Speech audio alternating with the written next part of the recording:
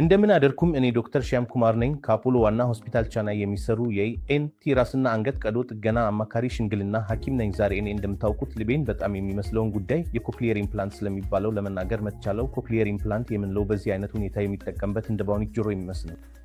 ይህ በሰማይ ችግር በበጣም መጨረሻ ደረጃ ላይ ሲደርስ የሚጠቀሙበት መሳሪያ ነው። በጣም ከባድ የሰማይ ጉዳት ያላቸው ብዙ ህፃናት ወይም የታወቁ ሰዎችን እናየዋለን። እነሱም እንኳን የውጭ የሰማይ መሳሪያ ሲጠቀሙ አይሰሩላቸውም። ስለዚህ በእንደዚህ አይነት አደጋ ሁኔታ በተለይም በህፃን ውስጥ የንግግርና የቋንቋ እድገት በጣም ሊጎዳ ስለሚችልና ህይወታቸው በጣም መጥፎ ሊደርስባቸው ስለሚችል ኮክሊየር ኢምፕላንት የእንደዚህ አይነት ታካሚ ህይወት በፍጹም ሊለውጥ ይችላል። ለወደፊት ሲመጣ ስመለከት በታዋቂ የሆኑ አዋቂ ሰዎች ወይም ለተለያዩ ምክንያቶች ሰማይ ያጡ ሰዎችን እናመለከታለን። ለምሳሌ ሜኒንጃይቲስ ወይም የራስ ጉዳት ወይም ሌሎች ብዙ ምክንያቶች ሊሆኑ ይችላሉ። ስለዚህ እነሱ እንደዚህ አይነት የሰማይ ጉዳት ሲኖራቸው ብዙ ጊዜ ሊደረግ የሚገባው ነገር አሁን በብዙ ኮርፖሬት ሆስፒታሎች ወይም በትልቅ ሆስፒታሎች የወለዱ ህፃናት የሰማይ ምርመራ በተወለዱ በወቅቱ የሰማይ ሁኔታቸውን ለመፈተን ይደረጋል። ስለዚህ ይህ በጣም አስፈላጊ ነው። ይህን ለማድረግ በተለያዩ መንገዶች ይቻላል። ዋይ ተብሎ የሚታወቀውን ሙከራ እናደርጋለን። ቤራ ተብሎ የሚታወቀ ሙከራ አለ። ምን አይነት ሙከራ እንኳን የተደረገ ቢሆንም መጀመሪያ ህፃኑ በዚያ ሙከራ አለፈ ወይስ አልፈውም መመልከት አለብን። ህፃኑ ሙከራውን ካላለፈ ከሆነ ደግመን እንደገና ምርመራ ማድረግ አለብን።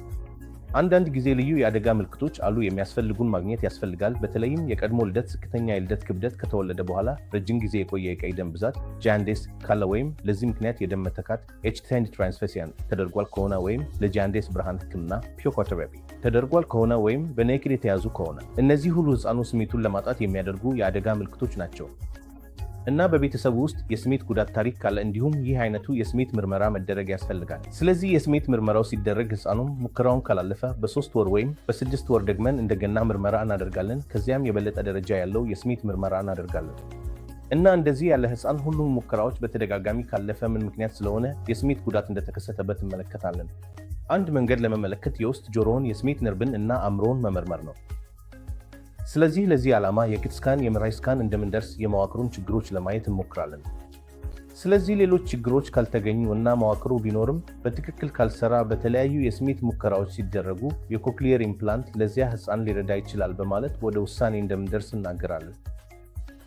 ስለዚህ በቀደም የሚደረግ ሊሆን ይችላል፣ በተለይም ህፃኑ ከባድ የስማት ጉዳት ካለበት። በዕድሜ ያሉ ሰዎች ላይ እንደተናገርኩት ይህ አይነት የስማት ጉዳት ካገኘንና ለመድናቸው እንፈልጋለን። አንዱ ምክንያት አእምሯቸው እንዳይቀንስ የዲመንሽን እና ሌሎች ችግሮችን እንዳንከላከል እና አሁን ብዙ የዕድሜ የደረሰው ዜጎች ቤት ላይ ብቻቸውን ወይም ማንም አላላቸው የሚያንከባከባቸው አልባ መሆናቸውን እናየዋለን። ስለዚህ ለድምፅ እንዲሰሙ የሚያስፈልጋቸው እና ራሳቸውን እንዲያውቁ በጣም አስፈላጊ ነው። ከበቀላቸው ሰዎች፣ ጎረቤቶቻቸው ወይም አስተዳዳሪዎቻቸው እንዲገናኙ ያስፈልጋቸዋል። ይህ ካልሆነ ደህንነታቸውን በአደጋ ይገባል።